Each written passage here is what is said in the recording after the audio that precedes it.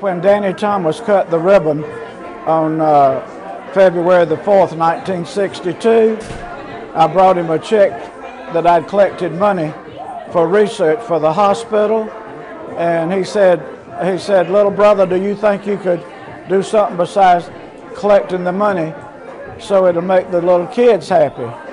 And I said, "What about us coming up here and bringing some of my students and bring some gifts, and we could call it Christmas in July?"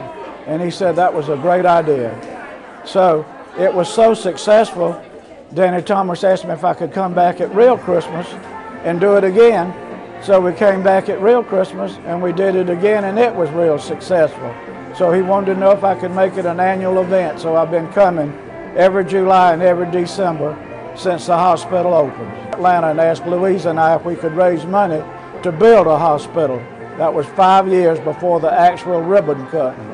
So we've raised over $2 million for research and to build the hospital. The first boy, he was in the 2nd grade in Albany, Georgia, and Dr. Thomas asked him if his mom and daddy would allow him to come to St. Jude's, since they had just diagnosed that he had acute leukemia.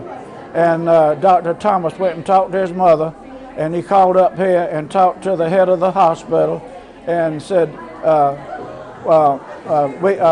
"I'm Dr. Thomas from Albany, Georgia, and I have a boy here, 7 years old, in the 2nd grade that's got acute leukemia, and we wanted to know if we could bring him to St. Jude's to start treatment, because Mr. Farris has been working all these years to support the hospital."